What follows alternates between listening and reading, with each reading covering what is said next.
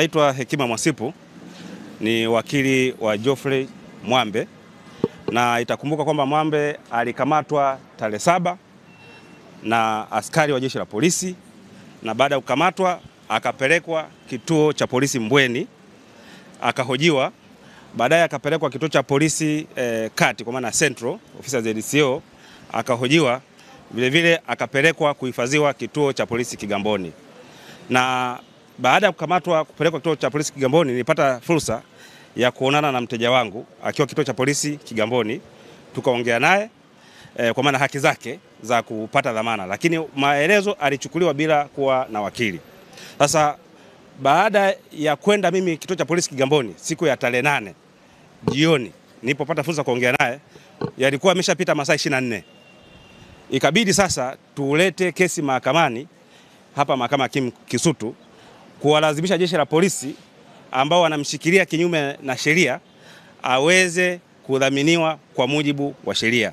Tulifungua maombi hayo ambayo yalipangwa mbele ya mheshimiwa Gwantwa Mwankuga hapa mahakama hakimu mkazi Kisutu, na maombi hayo leo yalikuwa yanakuja kwa ajili ya kusikilizwa. Lakini kwa bahati nzuri siku ya jana tarehe 14 mida ya saa 3 asubuhi mteja wangu alipata dhamana ya jeshi la polisi. Kwa hiyo alidhaminiwa na jeshi la polisi jana kituo ofisi ya ZCO, na tuma kubwa ambazo anatumiwa nazo ni mbili. Tuma ya kwanza ni njama za kutaka kumuua mkuu wa polisi. Sasa haijulikani mkuu wa polisi ni nani. Kwa hiyo alihojiwa kwa tuma hizo. Tuma za pili ni tuma za uchochezi za kimtandao. Tuma za uchochezi za kimtandao.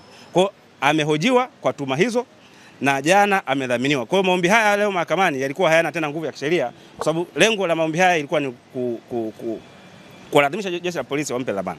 Kwa hiyo tumeondoa maombi haya na mteja yuko huru mpaka hivi ninavyozungumza. Kwa taratibu manake za tuhuma zake kwa mujibu wa polisi wameeleza nini? Sasa tulienda leo kuripoti saa 3 asubuhi ofisi ya ZCO, tukaongea naye na amesema hivi upelelezi bado unaendelea.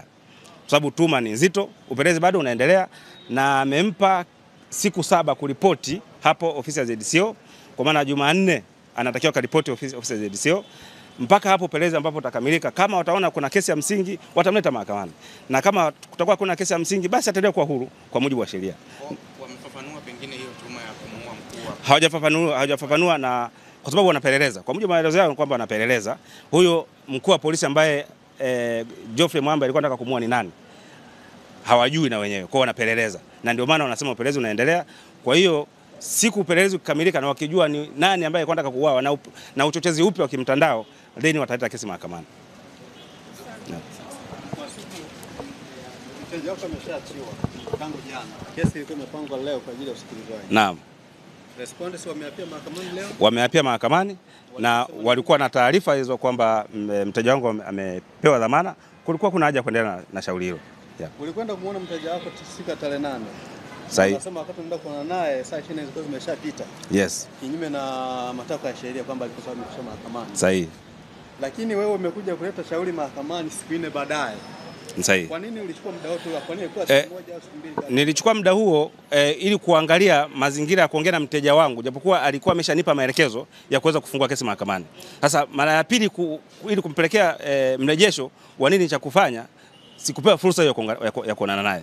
Lakini bahati nzuri familia kaniruhusu kwamba tuendelee na mchakato wa kufungua kesi, na tukafungua kesi mahakamani.